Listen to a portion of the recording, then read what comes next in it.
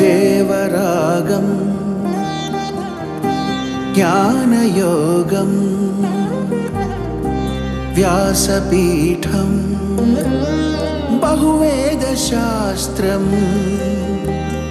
బోధామృతహిత శ్రీమన్నారాయణం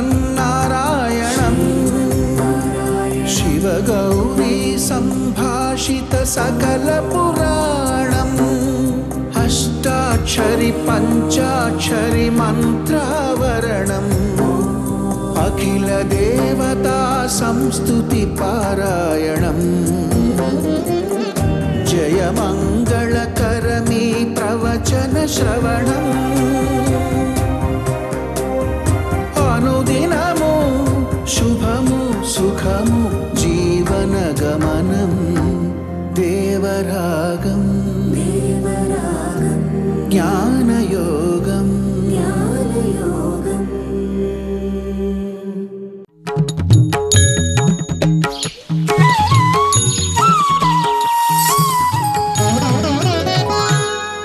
ఆపదామపహర్తారం దాతారం సర్వసంపదాం లోకాభిరామం శ్రీరామం భూయో భూయో నమామ్యహం. జై శ్రీమన్నారాయణ. ప్రియ భగవద్బంధువులారా, 6వ అధ్యాయం భగవద్గీతలో ఆత్మసాక్షాత్కారానికి సాధనాన్ని,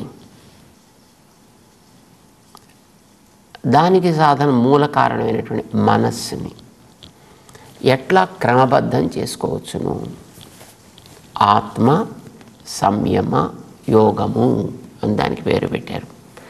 ఆత్మ అంటే మనస్సు, సంయమము అంటే దాన్ని కంట్రోల్ చేయుట, నిగ్రహించుట.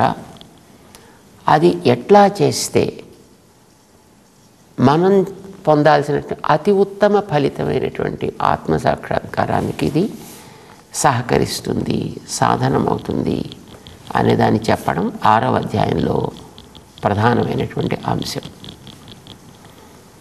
అయితే దీన్ని సాధించడానికి అంతకుముందు అధ్యాయాల్లో 3వ అధ్యాయంలో కర్మయోగం సాధనము అని చెప్పాడు, 4వ అధ్యాయంలో జ్ఞానయోగం సాధనము అని చెప్పాడు.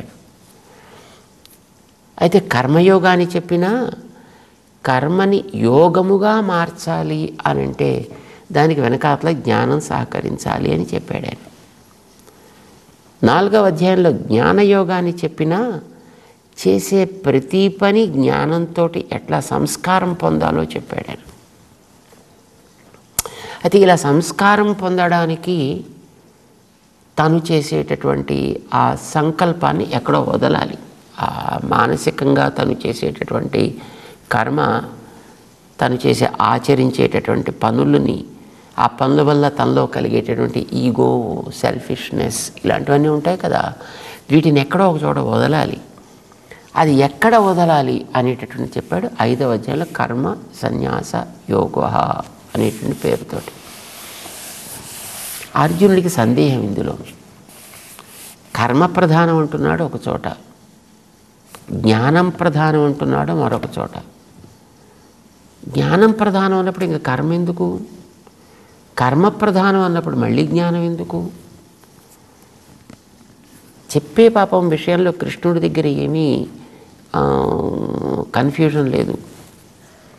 కానీ అర్థం చేసుకునేటువంటి వ్యక్తికి ఇదివరకే మనస్సులో కొన్ని ప్రీ నోషన్స్ ఉన్నాయనుకోండి, వీడేం చెప్పినా తన అర్థాల్లోంచే చూస్తాడు వాడు, తన స్థితిని బట్టే దాన్ని అర్థం చేసుకుంటాడు వాడు.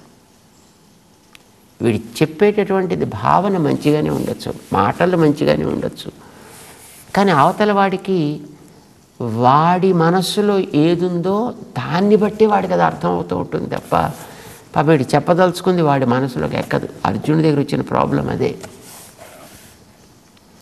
గతంలో ఆయన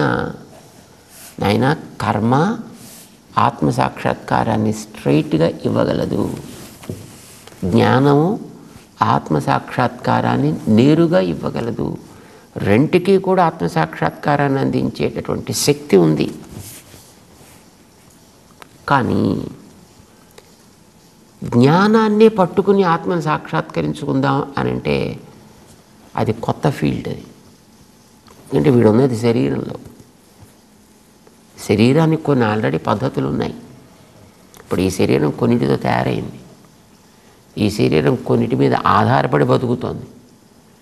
వీటితో ఉండకపోతే శరీరం మాట విందు. శరీరం మాట వినకపోతే నువ్వెంత తెలివైన వాడివైనా ఉత్త వేస్టు, దండగా. చేత ముందర శరీరం మాట వినాలి. శరీరం మాట వినాలంటే శరీరాన్ని ఏ రకంగా మనం ఒక కార్యంలో పెట్టాలో అది నేర్చుకోవాలో అలా పెట్టాలి కూడా. ఇప్పుడు నీళ్ళకి ప్రవహించడం ఒక పద్ధతి అన్నప్పుడు నీటిని ప్రవహించనివ్వాలి. ప్రవహించనిస్తే అవి సక్రమంగా ప్రవహిస్తాయి. అట్లాగే శరీరానికి పనిచేయడం అలవాటు. సో పని చేయడం అనేటటువంటిది శరీరానికి సులభమైనటువంటి యాక్టివిటీ. రెండవది అలవాటు. శరీరాన్ని పనిచేయడం అనేది ఒక అలవాటు అయిపోయింది. చిన్నప్పటి నుంచి అది ఒక అలవాటు. ఒకటి అది సులభం, రెండు అలవాటైనది, మూడవది దీని యొక్క ప్రవృత్తికి అది అనుకూలం కూడా, అండ్ నాలుగవది అది దీనికి సంబంధించింది. అది ఇప్పుడు అది మన సొంతం. మన సొంతం అంటే శరీరానికి తిండి తినడం, గాలి పీల్చడం, నీళ్లు తాగడం, పడుకోవడం, లేవడం, పరుగు పెట్టడం, నడవడం, కూర్చోవడం, నించోవడం, ఇవన్నీ సహజంగా ఉండే ప్రవృత్తులు. ఇవి దీనికి సంబంధించిన ప్రవృత్తులు. వీటన్నిటినీ కూడా నిర్బంధించి పెట్టడం విరుద్ధమైన పని. దీనికి విరుద్ధమైన పని, దీనికి అలవాటు లేని పని. అది దీనిది కాదు, అది పరధర్మం అని పేరు పెట్టాడు దానికి గతంలో. పరధర్మం అది ఆత్మకి సంబంధించినటువంటి యాక్టివిటీ. ఎందుకంటే ఆత్మకి ప్రవృత్తి రహితంగా అది ఉంటుంది. అది ప్రవృత్తి రహితంగా అంటే స్వరూపంతో. మళ్ళీ దానికి జ్ఞానం ఒకటి ఉంటుంది. ఆ జ్ఞానం మళ్ళీ ప్రవర్తిస్తూనే ఉంటుంది దానికి. కానీ ఆత్మ సహజంగా తను ఇటోడు తిరగాల్సిన అవసరం లేదు. శరీరాన్ని తిప్పకుండా అట్టే పెడితే అది చచ్చుబడి ఊరుకుంటుంది. మేము గతంలో హాయిని చూసామండి. ఎక్కడో హిమాలయాల దగ్గర అనమాట, బదరికాశ్రమం లాంటి చోట. ఆయన ఈ చెయ్యి ఇలా ఎత్తి పెట్టాడు. నేను అంటే అది అలాగే ఉంది. ఆయన ఒక హఠయోగి. నేను చేతిని ఇట్లాగే పెడతాను, నేను దీన్ని కదపను అని అనుకున్నాను ఆయన. అంతే అలాగే ఉండిపోయింది ఆ చెయ్యి. అలా ఎంతకాలం సాధన చేశాడో ఆయన, సుమారు కొన్ని దశాబ్దాల పాటు సాధన చేశాడు ఆయన. అలా చేయడంతో అలా ఉండిపోయింది. మరి ఇందులోంచి ప్రవహించేటువంటి ప్రవాహాలన్నీ మళ్ళీ వెనక్కి వస్తాయి కదా, తగ్గుతాయి. మామూలుగా మనం చేతిని ఇలా పెడితే ఉండేటటువంటి ప్రవాహపు స్థితి ఉండదు. ఎంతెంత అవసరమో దాని బతుక్కి అంతవరకు మాత్రమే అది ఇస్తుంది, మిగతా అది బతుకు. సో దాంతో ఇలా పెట్టిన చెయ్యి సన్నబడిపోయి చీపురు పొల్లా తయారైంది. ఆయన చెయ్యి అలాగనే ఉంటుంది. ఆయన దింపలేడు ఇక. ఆయన పేరు ఊపర్ హాత్ వాలా బాబా. ఊపర్ హాత్ వాలా బాబా అని ఆయనకు పేరు పెట్టారు. ఆయన అదొక సాధన. అంటే నిత్యము పని చేసేటటువంటిది. ఇక్కడ ఒక మూమెంట్ ఉంది, ఇక్కడ ఒక మూమెంట్ ఉంది, ఇక్కడ ఒక మూమెంట్ ఉంది, ఇందులో మళ్ళీ మూమెంట్స్ ఉన్నాయి, ఇందులో మళ్ళీ మూమెంట్స్ ఉన్నాయి. ఇన్ని మూమెంట్స్ కోసం ఏర్పడ్డ పరికరం ఇది చెయ్య అయినప్పుడు. నువ్వు ఆ పరికరాన్ని వాడకుండా ఆపితే ఎక్కడికక్కడ వాళ్ళ బిగుసుకుపోతాయి. చేతికి ఒక కాస్టింగ్ వేసి పెట్టేస్తే ఓ 2 నెలల పాటు, ఆ తర్వాత కాస్టింగ్ తీసాక ఇది ఇలా ముడవమంటే ముడవదండి. ఆ ముడవడానికి మళ్ళీ ఏడాది పాటు ప్రయత్నం చేయాలి. 2 నెలలు దీన్ని మూసి పెడితే దీన్ని పని చేయించడానికి ఏడాది పాటు పని చేయాలి. ఎక్సర్సైజ్. అది పిండి రుబ్బడం లాంటిదో, లేకపోతే బాల్ తోటి ఇటు అటు చేయడం. రకరకాల ఫిజియోథెరపిస్టులు ఉంటారు, వాళ్ళు ఏదో చెప్తుంటారు. పనిచేసే ప్రవృత్తి కలిగినటువంటి ఆ వస్తువుకి పనిలో ఉంచడం అనేటటువంటిదే దాన్ని సవ్యంగా ఉంచడము అని అంటే. పనిలో ఉండకుండా కనుక దాన్ని పెట్టినట్టయితే అది దానికి ఉండేటటువంటి పని చేసే ప్రవృత్తిని అది కోల్పోతుంది. శరీరం అనేది పని చేయడానికి ఇచ్చినటువంటి పరికరం. దీనికి ఇది అలవాటైనది, సహజమైనది, సులభమైనది, దీని సొంతం. కనుక ఇది స్వధర్మము అంటాను నేను. పని చేయుట స్వధర్మము శరీరానికి, పని మానుట పరధర్మము శరీరానికి. ఆత్మకి స్వరూపంతో పని చేయడం అనేటటువంటిది ఉండదు. అది శరీరం ద్వారా చేయాల్సిందే తప్ప, శరీరంలో అది ఎక్కడో ఒక చోటు ఉంటుంది. అది అక్కడి నుంచి తన జ్ఞానంతో ఇంత శరీరాన్ని అది పని చేసేట్టుగా చేస్తూ ఉంటుంది. అది ఇందులో ఇటు అటు తిరగడం ప్రారంభిస్తే కొంచెం ప్రమాదాలు ఉంటాయి. దాంట్లో నుంచి బయటకు అప్పుడప్పుడు సరదాగా తిరిగి రావడాలి అని అనుకుంటూ కనుక ఇది బయటకు వెళ్ళింది అనుకోండి, ఇంక మళ్ళీ లోపలికి రాదు. కనుక ఆత్మకి పని చెయ్యకుండా ఉండడం అనేటటువంటిది ఇందులో ఉన్నంత వరకు అది స్వధర్మం. ఆత్మ కదలడం అనేటువంటిది పరధర్మం. ఆత్మకి మనకు ఆత్మ అంటే పెద్దగా తెలియదు కనుక దాని గురించి మనం ఆలోచించక్కర్లేదు. శరీరం అంటే మనకి బాగా తెలుసును కనుక శరీరాన్ని గురించి ఆలోచిద్దాం. ఇప్పుడు మన శరీరానికి అంతటి కూడా పని చేయడం మనకి అలవాటు. ఇది స్వధర్మం. స్వం అంటే తాను, శరీరానికి ధర్మం అంటే చేయాల్సినటువంటి పని, స్వధర్మం అంటే తను చేయాల్సిన పని. అది ప్రవృత్తి. చుట్టూ ఉండేటటువంటి ఈ ప్రపంచంలో ప్రవృత్తి అంటే పొద్దున్న లేవడం, స్నానాదులో సంధ్యాదులో చేసుకోవడం, అభ్యాసాలు చేసుకోవడం, ఉద్యోగము సద్యోగము చేస్తూ సంపాదించడం, సంపాదించిన దాన్ని తాను ఆస్వాదించడం, అనుభవించడం, ఇవన్నీ తనకి ప్రవృత్తులు, ఇవన్నీ సహజ ధర్మాలు, ఇవి స్వధర్మాలు. అందుకోసమే కృష్ణుడు చెప్పాడు అర్జునుడికి గతంలోనే 2వ అధ్యాయం దగ్గర నుంచి చెప్పని చెప్తున్నాడు ఆయన. నువ్వు పని చేయడానికి కోసం వచ్చినవాడు అయ్యా, ఇప్పుడు నీకు యుద్ధం చేయి. నువ్వు చెయ్యను అని అంటే అది పరధర్మం అవుతుంది, చేస్తానంటే అది స్వధర్మం అవుతుంది. స్వధర్మే నిధనం శ్రేయ. నీ బాధ్యతను నువ్వు నెరవేరుస్తూ ప్రాణం పోయినా మంచిదేనా. నువ్వు ఇది మానేస్తాను అనుకుంటూ నువ్వు అడుక్కు తిన్నా అది తప్పు. అంచేత అది పరధర్మం అవుతుంది. పరధర్మ భయావహ. అది నీకు ఇబ్బందికరమైంది సుమా అని బాబా అని అక్కడి నుంచి చెప్తూ వస్తున్నాడు. ఇప్పుడు గతంలో యస్వాత్మరతిరేవ స్యాత్ ఆత్మతృప్తశ్చ మానవః ఆత్మన్యేవ చ సంతుష్టః తస్య కార్యం న విద్యతే. ఏం చేయక్కర్లేదు వాడు అన్నాడు. అమ్మాయ ఏం చేయక్కర్లేదు అంటున్నాడు. ఏం చేస్తే ఏం చేయక్కర్లేదు దాన్ని వెతకడం ప్రారంభించాడు. ఏం చేస్తే ఏం చేయక్కర్లేదు. తస్య కార్యం న విద్యతే. ఎప్పుడు ఎస్తు ఆత్మరతిరేవ స్యాత్, ఆత్మయందే ఇష్టముండి, ఆత్మతృప్తశ్చ ఆత్మయే తనకి తృప్తిని కలిగిస్తూ, ఆత్మన్యేవచ సంతుష్ట ఆత్మస్మరణే ఆనందావహము అని ఎప్పుడైతే అనుకుంటాడో అప్పుడు వీడికి ఇంక చేయాల్సిన పని ఉంటూ ఏం లేదా. అమ్మాయిని అలాగే అనుకుంటున్నానండి, నాకు ఆత్మయే చాలా గొప్పది, ఆత్మదర్శనమే చాలా గొప్పది, నాకు ఆత్మప్రాప్తే చాలా ఆనందావహము కనుక నేను దానికోసం ప్రయత్నం చేస్తా. ఎందుకంటే తస్య కార్యం నైవిద్యతే అన్నాడు కదా. ఇప్పుడు నేనేం పని చేయకుండా ఉండాలి కదా, ఈయన ఉద్దేశం. అక్కడతో ఆగలేదు కృష్ణుడు. నైవ తస్య కృతేనార్థ నా కృతే నేహ కశ్చన నచాస్య సర్వభూతేషు కశ్చిదర్థవ్యపాశ్రయ. గతంలో 2వ అధ్యాయం చెప్పాడు. వాడు ఏం పని చేసినా పెద్ద దానివల్ల వాడికి వచ్చేనే మీద పడేటటువంటి బాధ్యత లేదు, ఏం పని మానేసినా వాడికి వచ్చే నష్టము లేదు, వీడిని గురించి మిగతా వాళ్ళు ఎవరికి కూడా పెద్ద ఇబ్బంది లేదయ్యా.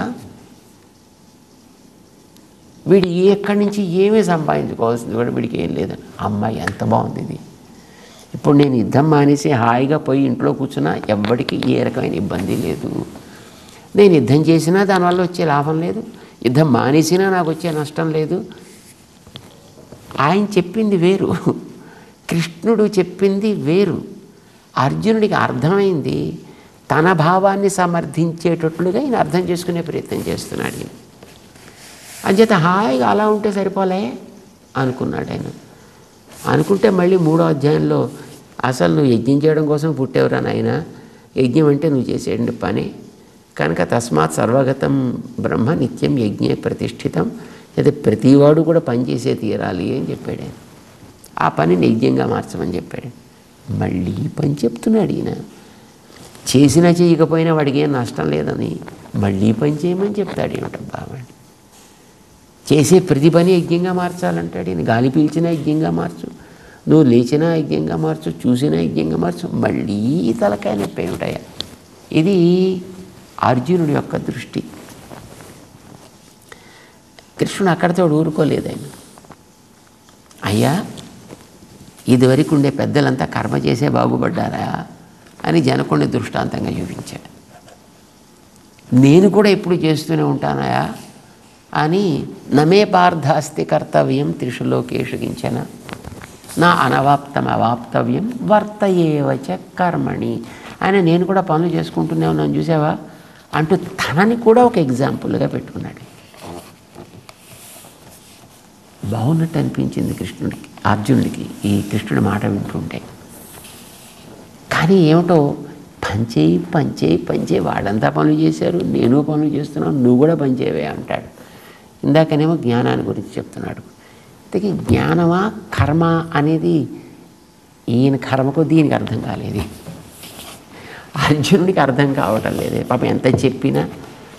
అందుకోసం మళ్ళీ దాని గురించి మరొక రకంగా ఇంకొక రకంగా ఒక వస్తువు యొక్క ఒక డైమండ్ యొక్క ప్రభావాన్ని చూపించాలనుకున్నవాడు దాన్ని ఒక్కొక్క వైపు తిప్పుతుంటే అందులోంచి ఒక్కొక్క రకమైనటువంటి రంగులు వచ్చి అది చూపరులకి ఆకర్షకంగా ఎలా ఉంటుందో అట్లా ఈయన పాపం ఒక్కొక్క అధ్యాయంలో దాన్ని ఒక్కొక్క రకంగా చూపించి చెయ్యవలసినటువంటి కర్తవ్య నిష్ఠ ఇతనికి కాస్త అలవడుతుందేమో, దాంట్లో కాస్త దృష్టి కలుగుతుందేమో అని ఉద్దేశం. సాధారణంగా ఒకడు యోగి అయ్యాడంటే వాడి వెనకాతల వాడికి ఉండేటటువంటి నిష్ఠ, చేసే పని మీద వాడి యొక్క శ్రద్ధ ఎంత ఎక్కువ ఉంటాయో మనకి తెలియదు నిజానికి. చూడండి, డ్యాన్స్ చేసే ఒక వ్యక్తిని మనం చూస్తాం. ఆ డ్యాన్స్ చేసే వ్యక్తి చెయ్యి కదుపుతూ ఉంటుంది, ఈ చెయ్యి కదుపుతూ ఉంటుంది, కాళ్ళు కదుపుతూ ఉంటుంది, ఈ కాళ్ళు కదుపుతూ ఉంటుంది, తల కదుపుతూ ఉంటుంది, కళ్ళు కదుపుతూ ఉంటుంది. దాంతోపాటు ఒక కొండ పెడితే ఆ కొండ మీద ఎక్కి ఆ కొండ మించి మళ్ళీ నాట్యం చేస్తూ మళ్ళీ ఇటూ తిరుగుతూ ఉంటుంది. కొండ పగిలిపోకూడదు, కొండ మించి తన కింద పడకూడదు, కొండకేసి చూడకూడదు, కానీ ఎక్కడో పైకి చూస్తూ నృత్యం చేయాలి. అక్కడితోటి ఆపరు. మళ్ళీ ఈ చేతిలో ఏదో పళ్ళెం పెట్టుకోవాలి, ఈ చేతిలో ఇంకో పళ్ళెం పెట్టుకోవాలి, ఇందులో ఒక దీపం పెట్టుకోవాలి, 1 2 3 కొన్ని దీపాలు, ఇందులో కొన్ని దీపాలు పెట్టాలి. దాంతోపాటు మధ్యలో ఒక కలశం ఉండాలి, ఆ కలశం నెత్తి మీద పెట్టాలి, దాని మీద మళ్ళీ ఒక ప్రమిద, అందులో నూనె, దాంట్లో ఒక దీపం, ఇది వెలుగుతూ ఉండాలి. అంటే తల కదపకూడదు కానీ డ్యాన్స్ చేయాలి, ఈ చేతులు ఆడుతూ ఉండాలి, ఈ పళ్ళెం ఎగరేయాలి, ఈ చేత్తో పట్టుకోవాలి, ఈ పళ్ళెం ఎగరేయాలి, ఈ చేత్తో పట్టుకోవాలి, ఆ కుండ మీద డ్యాన్స్ చేయాలి, ఇటు అటు తిరగాలి, మధ్యలో ఒక పాదాన్ని లేపాలి, త్రివిక్రమ అవతారం ఎత్తాలి. కానీ అభ్యాసం కనిపించకపోయినా అది పరిపాక దశకి చెంది ఉండకపోతే ఈ ఎదుట కనిపించేటటువంటి కర్మ అనుష్ఠానం కూడా సవ్యంగా రాదు. అది కనుక సక్రమంగా లేకపోతే చేతిలో దీపాలైనా కింద పడతాయి, నూనె అంతా నెత్తిన పడుతుంది, కిందంతా ఖరాబ్ అవుతుంది, కొండ పగులుతుంది, వాళ్ళకి కాళ్ళు పగులుతాయి, కళ్ళు ఒళ్ళు అంతా నానా ఇబ్బంది పాలు అవుతుంది. ఇది మనకు తెలుసుంది, ఇది మనం ఎంతమందిని చూస్తున్నాం. అంటే దీన్ని సాధించడానికి వెనకాతలు ఉండేటటువంటి అభ్యాసపు ఇంటెన్సిటీ, దాని యొక్క తీవ్రత ఎంత, అది జ్ఞానము అందాం. దాన్ని జ్ఞానాంశ, ఇది కర్మాంశ. కర్మ అనేది ఎప్పుడు కూడా జ్ఞానముతోటి వెనకాతల తోడు పడకపోతే ఈ ఆచరించేటువంటి కర్మలో పెర్ఫెక్షన్ అనేటటువంటిది ఉండనే ఉండదు. జ్ఞాన అంశ పరిపూర్ణంగా నిండి ఉండి అది కర్మ ఆచరణకి తగినట్లుగా కనుక తోడ్పడకపోతే ఆ జ్ఞానాంశ దండగా. అయితే జ్ఞానము ఉత్తది కేవలం జ్ఞానం కోసం కాదు, కర్మాచరణ కేవలం అలా కర్మాచరణగాను కూడా అది సాగదు. రెండూ కలవాలి. ఒకటి కనిపిస్తుంది, ఒకటి కనిపించదు. ఇప్పుడు ఆ చేసేటప్పుడు ఆ వ్యక్తికి వెనకాతల జ్ఞానం ఉంటుంది, కానీ ఆ జ్ఞానంతో ఇది నేను ఇలా చేస్తున్నా, ఇది నేను ఇలా చేయట్లేదు అని ఎప్పుడు అనుకున్నట్టుగా మనకు అనిపిస్తుందా? లేదు. లేదు, ఆ చేసేటప్పుడు చేసే ప్రతి అడుగు మీద ఇది నేను నా సొంతం కోసం కాదు, ఇది నేను నాట్యం కోసం, ఇది నేను నాట్యం కోసం అని అనుకోవడం ఉంటుందా? అనుకోవడం కూడా మనకి స్పష్టం కానంత పెర్ఫెక్షన్ వెనకాతలు ఉంటుంది. ఇది మనం చూస్తున్నాం. అర్జునుడితో కృష్ణుడు చెప్పేది అదే, నైనా అది వెనకాతల జ్ఞానాంశ, ఇది పైన కర్మాంశ, ఇవి రెండూ కలవాలయా. అయితే ఇందులో ఒక్క జ్ఞానము కార్యకరం కాదు, మనకి ఫలితాన్ని ఇచ్చేది కాదు. ఒక్క యాక్టివిటీ ఫలితాన్ని ఇచ్చేది కాదు. ఇవి రెండు ఒక పద్ధతిలో జాగ్రత్తగా సమన్వయం అయినప్పుడు మాత్రమే, కర్మ జ్ఞాన సహకృతమైనప్పుడు మాత్రమే అవి రెండు కూడా కలిసి ఒక ఆనందం అనే రసాన్ని, ఒక ప్రేమ అనే రసాన్ని, ఒక భక్తి అనే ఒక రసాన్ని అది చూచేటటువంటి ఆ చూపరులకి నందనంగా మానసికమైనటువంటి సంతృప్తిని కలిగించేటట్లుగా, వాళ్ళల్లో ఒక రకమైనటువంటి ఆహ్లాదాన్ని కలిగించేటట్లుగా ఉంటుంది అనేది మనం ఇక్కడ చూస్తున్న నర్తకుల దగ్గర. అర్జునుడికి కృష్ణుడు చెప్పేది అదే, నాయనా కర్మయోగమే పరమ ప్రామాణికము. అందుకే ఇది ఈవేళ కొత్తగా నేను చేయమని చెప్పేది నీ కోసం కాదయా, ఇది నేను ఎప్పుడో ఆవేళ సూర్యుడికి చెప్పా, ఆయన వాళ్ళ అబ్బాయికి చెప్పాడు, ఆయన వాళ్ళ అబ్బాయికి చెప్పుకున్నాడు, ఆయన వాళ్ళ అబ్బాయికి చెప్పాడు. ఇలా ఇది ఏవం పరంపర ప్రాప్తం. దీనికంటూ వెనకాల ఒక పెద్ద గురు పరంపర ఉందా. మనకి వేళ కనిపించకపోవచ్చును, కానీ దీన్ని మనం జాగ్రత్తగా గుర్తించి ఇది ప్రామాణికమని తెలిసి కర్మాచరణని సవ్యంగా చేయడం అనేది మనందరికీ అవసరము. కానీ మనకేంటంటే చేసే ప్రతి పనికి అక్కడక్కడే ఫలితం కావాలని అనిపిస్తూ ఉంటుంది. అక్కడక్కడే నాకు ఫలితం కావాలి, అది వదిలిపెట్ట బుద్ధి అవుతుంది మన కర్మాచరణ దగ్గర. చూడండి, కొన్ని ఆఫీసులో పనిచేసేవాళ్ళు నెల పూర్తిగా వాడు బాధ్యతను నెరవేరిస్తే నెల అవ్వగానే వాడికి జీతం వస్తుంది. కానీ ఇప్పుడు ఆ నెల జీతం అనేటటువంటిది అప్రధానం అయిపోయింది. రోజు చేసే పనికి వెనకాత ఏదో వీడికి కొంత కావాలి, ప్రతి పూటకి చేసే పనికి కూడా వీడి వెనకాత కొంత కావాలి, ప్రతి పేపర్ నడపడానికి కూడా వీడి వెనకాత కొంత కావాలి. ఇదే వాడికి ప్రధానం. నెల జీతం అనేది అప్రధానం. ఇది రాకపోతే వీడు కాగితం కదలదు, అది ఏ లెవెల్లో కూడా కదలదు. సాధారణంగా గవర్నమెంట్ ఆఫీసెస్లో మనకి ఇట్లాంటివి చూస్తుంటాం. మిగతా చోట్ల కూడా ఉండొచ్చు, కానీ ఎక్కువగా మనం అక్కడ చూస్తుంటాం.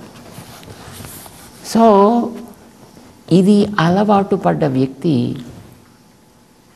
ఏదో ఒకనాడైతే వాడు తప్పకుండా దోషి అవుతాడు, ఇది మనకి తెలుసు.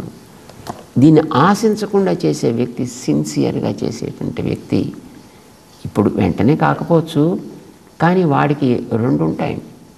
ఒకటి ఒక ఆత్మ సంతృప్తి ఉంటుంది, రెండవది ఏదో ఒకనాటికి వాడికి పెద్దల ద్వారా ప్రశంస కూడా తప్పకుండా అందుతుంది. అది శాశ్వతమైనటువంటిది. ఇప్పుడు వచ్చేది వీడికి తాత్కాలికంగా వీడు అంత ఎత్తు ఎదిగినా రేపు పొద్దున వాడిని తీసుకెళ్ళి లోపల వేసిన తర్వాత మొత్తం ఇంత వాడికి ఎందుకు కొరకాకుండా పోతాయి అనేది మనకి అనుభవంలో ఉండేటటువంటి అంశమే. దాని గురించి మనం పెద్దగా చర్చించుకోవడం కూడా అవసరం లేదు. అంటే తాత్కాలిక ఫలితాన్ని కోరుకోవడం అనేటటువంటిది మనం చేసేటువంటి పెద్ద తప్పు. ఇది కోరడం మానాలి, పని చేసుకోవాలి. మానాలన్నప్పుడు మరి ఫలితం అయినా వస్తుంది కదా, చేసిన దాని వల్ల ఫలితం అయితే వస్తుంది కదా. కనుక దాన్ని ఎక్కడో చోట వదలాలి. ఎక్కడ వదలాలి, ఎలా వదలాలి, ఎంత వదలాలి, ఆ వదలడానికి తగ్గట్టుగా మనస్సుని ఎట్లా ప్రిపేర్ చేసుకోవాలి. ఇప్పుడు ఇందులో ఒక్కొక్కటి చిన్న చిన్న అంశాలు ఏం కాదు సుమండి. ఇందులో ఒక్కొక్క పెద్ద దీర్ఘకాలిక అభ్యాసం చేయాల్సినటువంటి అంశాలేవి.